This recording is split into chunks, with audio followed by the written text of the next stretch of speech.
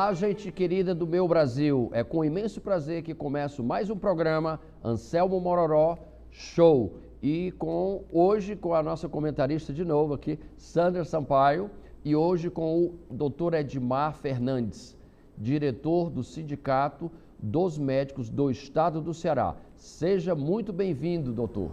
Muito obrigado, Anselmo, minha amiga Sandra, pela oportunidade de poder participar do teu programa. Que maravilha. Vamos logo de frente aqui. Doutor, o que fazer com a Covid, certo? Da nova cepa. Existe essa nova cepa que estão falando ou não? Existe a variante indiana, que assim, foi detectado já no estado do Maranhão. O que nós temos é evitar. É continuar lavando as mãos, mantendo o distanciamento, evitar aglomerações e esperar que a vacinação ela consiga chegar a toda a população e que também consiga impedir o desenvolvimento dessa nova cepa se ela estiver acontecendo na terceira onda, por exemplo. Doutor Edmar, ela chegou, já pousou aqui no estado do Ceará, essa maldita dessa new cepa, ou ainda está se estudando ainda? Por enquanto, foram tripulantes de um navio que veio, né, da Índia e lá confirmou, inclusive ele evoluiu para uma forma já grave, mas ainda não chegou aqui no Ceará, não tem detectado ainda. Ave Maria, isso aí me deixa tão agoniada, Anselmo, doutor. É uma coisa, a gente pensa que essa história não acaba nunca. Vem da Índia, vem da China, vem de tantos lugares, mas... Já que o senhor, além de médico, é também diretor do Sindicato dos Médicos aqui do estado do Ceará, eu pergunto para o senhor, falando nisso, os médicos, eles estão na linha de frente, então todos estão vacinados, né? Não estão vacinados. Não? E é uma crítica, inclusive, que eu faço, porque atualmente, de todos os profissionais de saúde que trabalham na linha de frente contra o Covid, os médicos são a categoria que está mais morrendo. 25% de todas as mortes são os médicos. E esses médicos que estão na linha de frente atendendo a população, que obviamente são os que estão mais sendo expostos, eles não estão sendo vacinados. Eles não são um grupo prioritário. Quem conseguiu vacinar desses médicos é porque faz parte do grupo da faixa etária, né, mais de 80 anos, mais de 70 anos. Agora vai vir as comorbidades. Mas por conta do risco da especialidade, no caso da profissão, eles não foram contemplados. É uma coisa tão doida da gente saber. É muito sério. É verdade que o Ceará apenas vacinou 17% do povo, das vacinas que chegaram? Do total, foi muito pouco. É o menor estado em atingir a vacinação? Não. Ele, em relação aos outros estados do Brasil, até que ele está vacinando as vacinas que chegam. Mas ainda faltam muitas pessoas. Ainda falta muitas. É muito chão ainda. É muito chão. E assim, e outra crítica que eu faço aqui é que chegam as vacinas, mas elas não são devidamente aplicadas à população. Demora muito. Por quê? Por que esse delay daí? Por que essa mesmice, assim, mesmice não, essa lentidão, desculpe o termo, é lentidão. É inexplicável porque o único papel que o governo do estado, as prefeituras têm que fazer é aplicar. O governo federal manda as vacinas e eles deveriam imediatamente ter, por exemplo, o centro de convenções é para estar todo ele ter dezenas de pessoas, centenas de pessoas lá para aplicar logo essa vacina. Mas é muito postergado, é muito demorado, é muito difícil para aplicar. Nós temos uma notícia de que 48% da população foi vacinada. E uma outra que é 17%.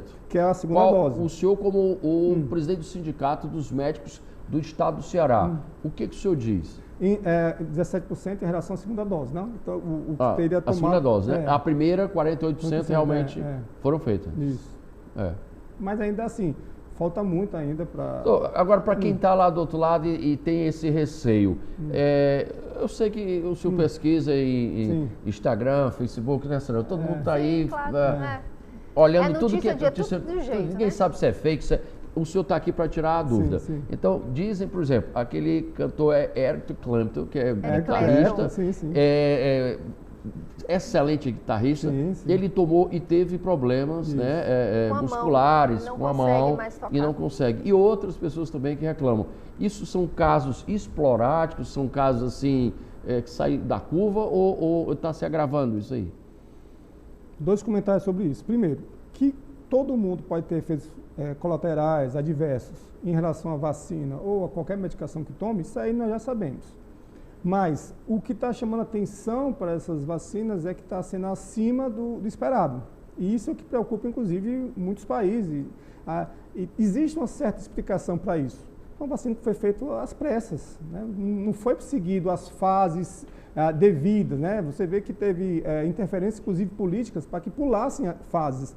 Mas isso tudo no intuito de tentar ajudar a população, mas que pode ter algum risco. Doutor, né? Quanto tempo leva-se para fabricar e autenticar e dizer assim, essa vacina é boa? Qual é o tempo? Só para vocês terem ideia, a vacina até agora, a mais rápida que conseguiram fazer com a doença, que foi da cachumba, demorou 4 anos para seguir todas as fases, né, para trazer segurança e apresentar para a população. A mais rápida. A mais rápida de todos os tempos. A Covid, em menos de 1 ano, já estava com algumas amostras. O senhor é a favor ou contra o pré-tratamento da doença? Tudo que a gente puder... Precoce, né? Que chama tratamento precoce. Para mim, tudo que você puder fazer para ajudar um paciente, você deve colocar na mesa. E aí tem a questão da autonomia do médico, de se ele acredita ou não no tratamento, e a autonomia do paciente ou da família, se quer seguir aquele tratamento ou não. Excelente. Isso é uma questão a gente tem que ser bem claro aqui. Não existe cura da Covid. Doença viral, não existe cura, aliás, para a maioria das doenças virais. Vide AIDS, a própria dengue. Há quantas décadas nós conhecemos dengue, até hoje não chegou a vacina para dengue. Então, doutor, assim, eu não sou doutor, mas eu sou um ser humano normal, como telespectador, e vejo o seguinte, determinadas doenças assim, simples como gripe, na minha família, algumas pessoas ficam boas com um determinado remédio e outras com outro remédio totalmente diferente. Sim. Eu não vou fazer propaganda do remédio aqui, mas um remédio que, no caso, o meu filho toma, para mim não resolve. E para ele é excelente. Então, eu acho que assim, cada corpo reage. Né? Vou deixar então, mais uma vez essa excelente oportunidade para colocar direito, para organizar a cabeça das pessoas. Essa doença não tem cura, a Covid não tem cura ainda. O que nós temos é a prevenção. A vacina é uma prevenção. A vacina não cura a doença, ela previne que você ou desenvolva a doença ou evita que você evolua para uma forma grave. Quais são as outras medidas? Lavar as mãos, manter distanciamento, usar máscaras. Você está evitando pegar a doença. Mas aí, até você ficar grave, não existe tratamento. O tratamento precoce, a sugestão é que quem toma esses medicamentos, a maioria deles não evolui para forma grave. Mas tem pessoas que tomam a medicação e evoluem para forma grave. Eu tomei a medicação e eu evoluí, eu tive que ficar internado. Mas talvez se eu não tivesse tomado, eu teria evoluído para uma forma mais grave. Meu pai tomou e também teve que passar um dia no hospital tomando oxigênio. Minha mãe tomou e não teve que ir. E eles têm 74 anos. A questão é, se você não... o que nós acreditamos, quem faz o tratamento precoce, é que se o paciente tomar, ele não evolui para forma grave. Então, você evitaria que muitas dessas mortes que aconteceram no Brasil. Então, quantas vezes a pessoa pode pegar Covid? Ainda não tem limite. Provavelmente ela vai ser igual à gripe. Né? Você já tem pessoas que foram provadas que foram reinfectadas com Covid. Doutor Edmar, e o papel do sindicato hoje na história dessa pandemia, né? O que é que o sindicato está fazendo com os médicos? Quando começou essa pandemia no ano passado, 2020, começou-se a demonstrar que faltava itens como luvas, máscaras, aventais, para os profissionais não pegarem a doença. Então, a gente entrou várias vezes na justiça para garantir isso para esses profissionais, porque se eles ficassem doentes, né, e caíssem e ficassem graves, quem ia atender a população? Segundo, a gente adiantou a colação de grau dos estudantes de medicina, quem já tinha terminado tudo. Nós não deixamos, não pegamos ele novo, não. Ele já tinha terminado toda a carga horária e faltava questão burocrática, cartório, que na verdade demora meses. Então a gente pediu para que adiantasse, para que eles estivessem disponíveis para poder atender a população.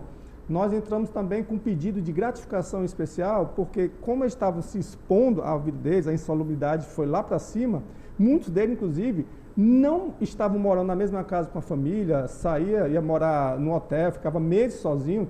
Teve médico que nasceu o filho e não conheceu porque ele estava evitando entrar em contato com a família para não levar a doença. Então a gente pediu uma gratificação especial para valorizar essa categoria que estava sendo muito prejudicada. E sem contar que as equipes médicas em muitos lugares era insuficiente. Então a gente solicitou que fossem mais médicos que estivessem disponíveis para atender melhor a população.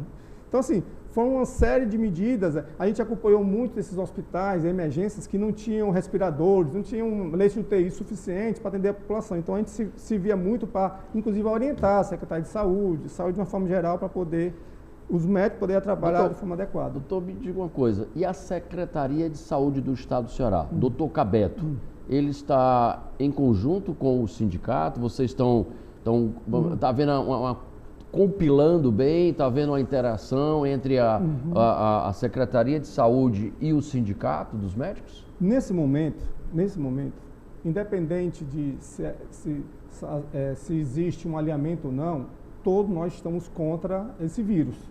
Então, todas as ações nossas são no sentido de ajudar para que mais pessoas sejam salvas. Então, a gente tem que apoiar ações do governo federal, estadual, municipal, para salvar vidas. A forma com que eles fazem, a gente pode questionar, mas no final é para ajudar as pessoas. Sempre é a favor da vida, não tem jeito, né? Eu acho que a vida vem acima de raça, de partido, seja de quem está do lado, quem do outro. Primeiro, parabéns, doutor Edmar, realmente é excelente. Eu acho que o sindicato está muito bem assessorado, né? Eu acho que vocês estão certos. Tem que ser, acima de tudo, a vida. Mas, por mais que vocês estejam nessa batalha, né, contra o vírus, existe algo que que é mal interpretado? Pronto, essa é a história. O termo sindicato já é um termo meio pejorativo, né? É um termo assim que as pessoas não gostam. Só que hoje o nosso sindicato, um grupo que foi formado, que assumiu o sindicato, pensa diferente. Nós estamos focados mais em atender a classe médica para poder a população sair beneficiada. Em que sentido? Se eu consigo fazer com que... Recente eu fui num posto de saúde que está cheio de mofo, né? Eu fiz a denúncia, enviamos para a Secretaria de Saúde, porque os médicos estavam reclamando, que eles estavam cheirando mofo, estavam ficando doentes. Então, no momento que ia organizar aquele posto, que contratar as pessoas que não tinham médicos suficientes, quem vai sair ganhando é a população. Eu estou ajudando os médicos, estou entrando com ações em benefício da categoria, mas quem sai ganhando é a população. Esse é o nosso novo entendimento do sindicato. Por isso que houve essas mudanças. Hoje o sindicato está um pouco mais conhecido. Mas toda vez que fala, porque vai chegar um sindicato, aí já fica achando que isso é mais confusão, só quer reclamar e mudou. O nosso perfil não é esse. Agora uma pergunta meio alfinetada aqui. O senhor acha que essa CPI que está ocorrendo agora em Brasília, há alguma culpa do presidente? O presidente, na sua opinião, e do sindicato, houve alguma negligência da parte do presidente? Qual é a posição sua pessoal? Pessoal. Né? E pode ser uma também do sindicato, porque vocês são os médicos, vocês são a ponta da flecha da solução. Sim. Né? A população, o povo, confia nos médicos, sabem que vocês são as pessoas que podem dar mais uma visão panorâmica claro. Do que fazer. Ficar em casa, se limpar, tomar a injeção, não tomar, a vacina. Sim. O que o senhor acha dessa CPI? Da CPI, o que se espera, eu acredito que a população espera, é que seja esclarecido quem usou de uma doença, de uma pandemia, para ganhar dinheiro. Assim, no sentido assim, de desviar dinheiro. Porque na última contagem eu soube que mais de R$1 trilhão foi enviado para os estados e municípios. Peraí. Quanto, doutor? Só pode receber para todos os estados, mais de R$1 trilhão. Para o nosso público, R$1 trilhão que foi enviado para os estados. Então, assim, nós queremos saber assim, esse dinheiro foi realmente só usado para a pandemia? Se foi, ok. porque existem denúncias de que eles desviaram, usaram para pagar folha de pagamento, né? Por exemplo, a Prefeitura de Fortaleza comprou uns respiradores e não recebeu, e ainda levou o calote de 17 milhões. Quem é que vai se responsabilizar por esse dinheiro?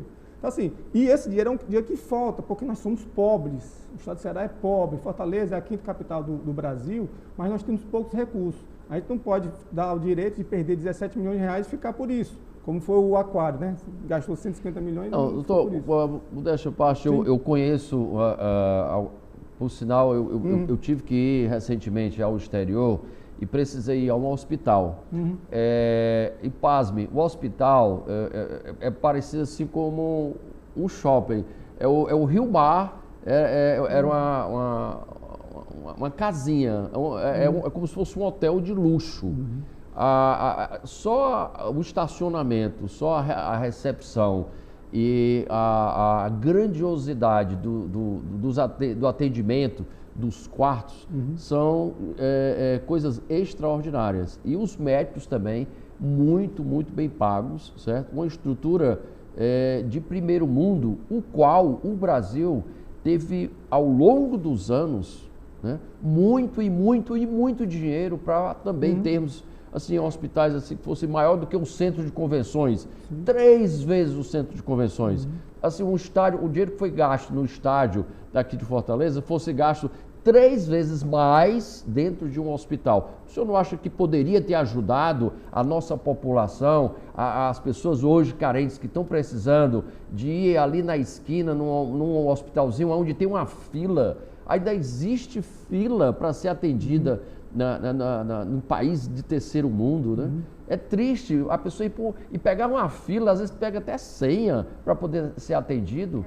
O que o senhor vê nessa imagem aí? Deixa eu só te falar, eu vou te corrigir, mas pro bem, é o seguinte... Muito obrigado. Na verdade, eu estou aqui para aprender com o senhor e o senhor explicar também aos nossos telespectadores. Esse hospital que tu viu de forma fantástica... Hospital de Dallas. De Dallas.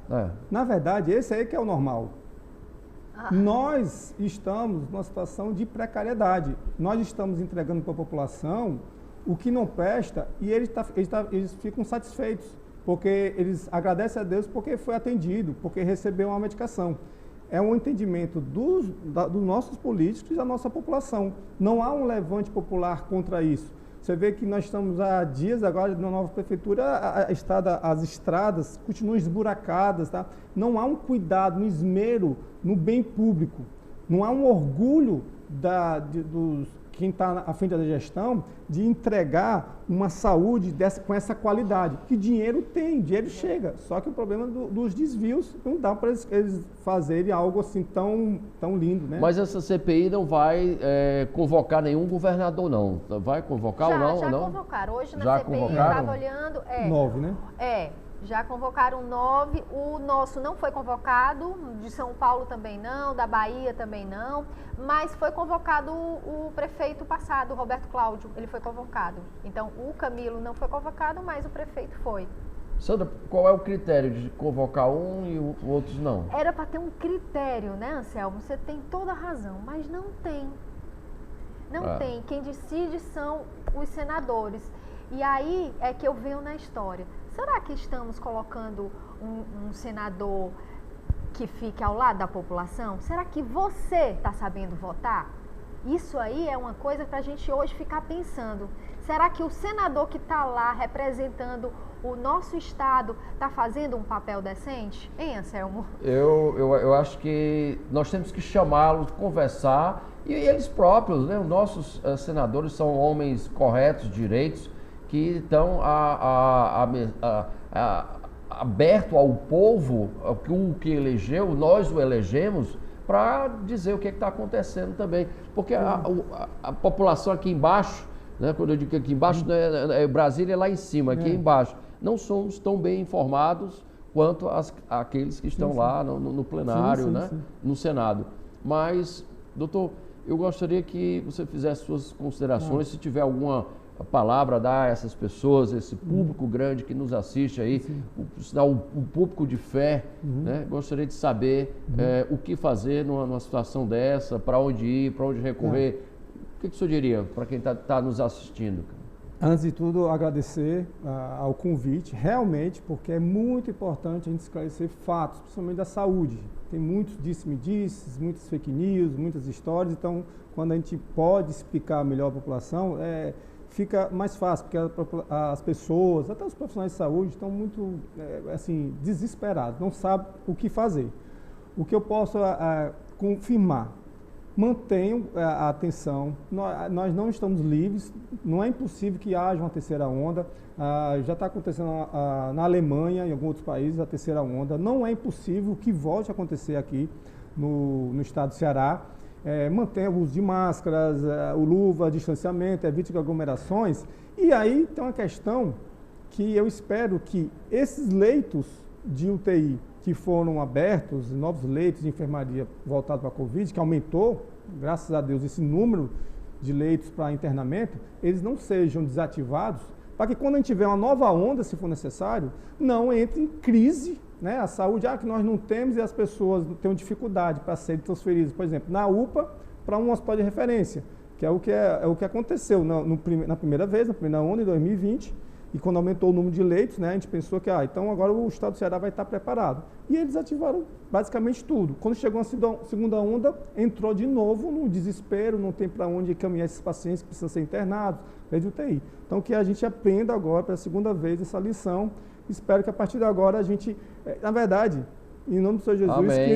que não tenha mais essa onda. Na verdade, esse é o objetivo. Amém mesmo. Obrigada, viu, doutor Edmar? Obrigada pela sua presença. A gente aqui da TV Capital fica muito feliz em que o senhor tenha aceito nosso convite. E sempre a gente tem que ficar, como o Anselmo sempre diz aqui, com um coração forte, cheio de esperança, né, Anselmo? Precisamos da fé, da esperança, né, porque tem uma força, um ser maior no controle disso tudo. Então, eu agradeço mais uma vez, certo? As suas informações que você passou para o nosso público. E quem sabe, em outra oportunidade, também o senhor possa vir aqui e dar maiores esclarecimentos a esse nosso público grande que nos assiste. Tá bom? Muito obrigado. Aqui finalizo mais um programa cheio de esperança no coração, que tudo vai dar certo. Um forte abraço a todos os brasileiros. Até o próximo programa, Anselmo Mororó.